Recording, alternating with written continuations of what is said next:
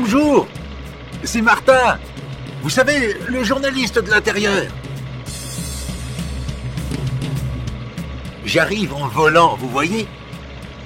Oh, qu'est-ce que c'est beau, Ensisheim vu d'en haut. Ben oui, ça fait déjà 1 an.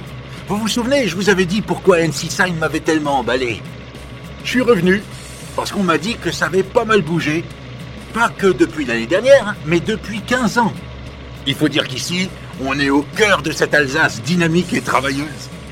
Ensisheim en est un bel exemple. Alors, ce développement, moi, j'ai voulu comprendre. Ben oui, savoir comment la commune est gérée, d'où vient l'argent, comment il est investi, et comment cette ville s'est autant métamorphosée en 15 ans.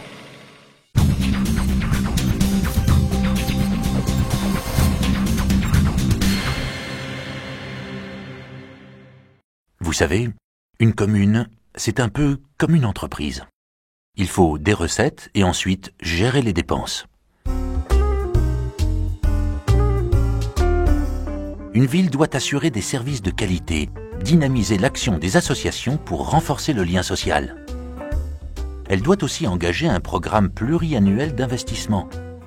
Mais en période moins faste, ce n'est pas évident. La dotation de l'État, qui représente 1/3 des recettes de la commune, ne va pas suivre le coût de la vie. Des entreprises font moins d'investissements. Or, la taxe professionnelle, c'est un autre tiers des recettes de la ville.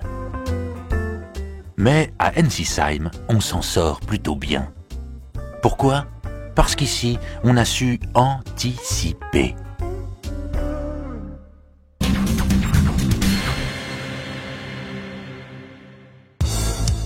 À Ensisheim, dès les années 60, on a préparé la fermeture des MDPA en créant la zone industrielle Iltur.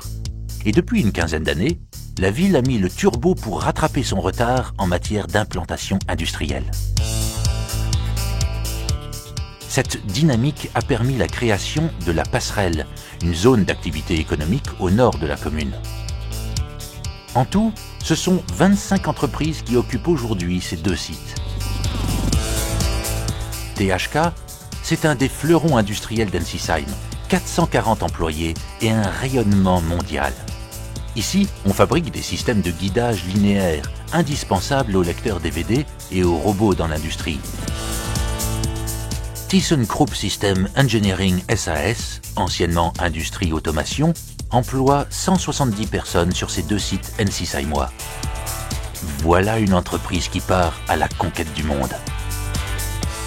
Après l'Europe, les USA et le Mexique, c'est en Chine qu'elle va livrer ses lignes d'assemblage pour l'industrie automobile. Il faudra 1 année pour concevoir et fabriquer cette nouvelle ligne et 2 mois pour la transporter à destination. Ce nouveau développement en fait une référence mondiale dans son secteur. Kessler emploie 60 chauffeurs qui assurent le transport frigorifique de produits alimentaires et pharmaceutiques. KP1 est une des premières entreprises à s'être implantée à Ensisheim. Ici, on fabrique du béton précontraint pour l'habitat. Sans le savoir, vous en trouvez partout autour de vous. L'induction et l'impression sont les spécialités de Mupa Emballage qui emploie 60 personnes. Depuis l'an 2000, Somex conçoit et fabrique à Ensisheim des systèmes de perçage, de taraudage et de fraisage. Ce matériel de très haute précision est essentiellement destiné à l'industrie et notamment à l'export. Je comprends pourquoi les entreprises performantes se sentent si bien à Ensisheim. Mais oui, ça saute aux yeux. Ici, elles sont bien desservies et proches de tout. Chaque jour, elles apprécient cette situation centrale en Europe, ainsi que la qualité de la main-d'œuvre locale. Et puis, elles contribuent largement à l'emploi et au mieux-vivre de la cité. La richesse de la ville, c'est aussi les commerces et les services, aussi nombreux que variés. Les commerces et services, je les ai comptés, ils sont au moins 30. J'aimerais vous les présenter tous, bien sûr. Globalement, de la table à l'habillement, on trouve presque tout à Ensisheim. En décor typique ou terrasse ombragée, les tables ensisheimoises sont à la mesure de tous les coups de fourchette. Et je peux vous en parler, foi de Martin. Ici, après les courses, pas besoin d'aller à la grande ville pour s'offrir une séance de remise en forme.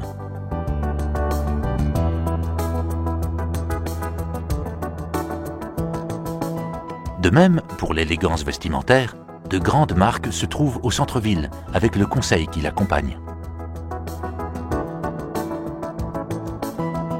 Et tout naturellement, ces habits sont eux aussi remis en forme, toujours à Ensisheim. Vous y trouvez même ce qui est introuvable ailleurs, des saveurs lointaines, toutes proches. Proches? Eh oui, ici les commerçants font tout pour être proches de leurs clients. Une ville sans commerce, c'est un corps sans âme.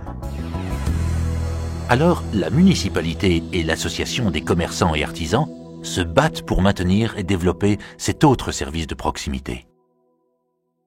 L'artisanat est et reste le plus grand employeur de France.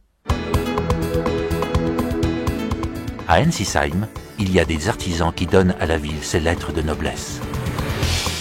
Roland Vonnesch fabrique des moulures à l'or fin pour l'encadrement de tableaux.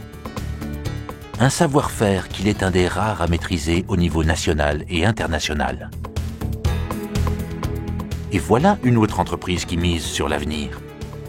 Chez JJG Partenaires, on fabrique l'Ovobike, un vélo à assistance électrique qui atteint 25 km/h.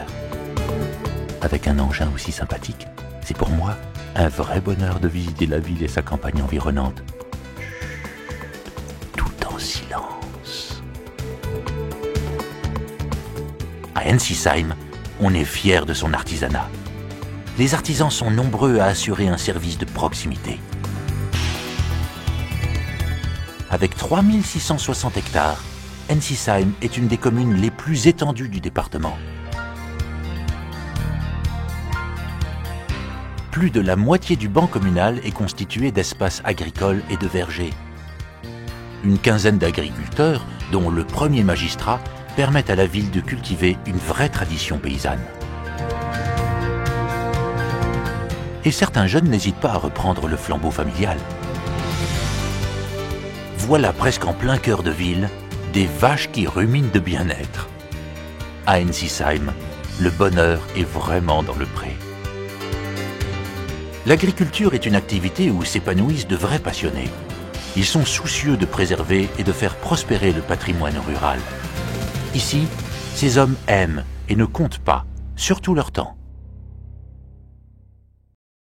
Quoi de plus normal? Cette qualité de vie attire de nouveaux habitants. Depuis l'an 2000, on a beaucoup construit à Ensisheim. Plusieurs lotissements ont vu le jour. Celui de l'île Thur compte 40 parcelles et à l'Épidore, il y en a 47. Si l'on ajoute le Clos du Chêne, les Iris et la rue du Château, ça fait une surface de 5 terrains de foot. Tous ces nouveaux résidents contribuent aussi aux recettes de la ville. Des recettes bienvenues pour tout le monde. Bon, résumons-nous. L'État, les entreprises, les artisans, les agriculteurs, les commerçants et les résidents, voilà pour les recettes de la commune.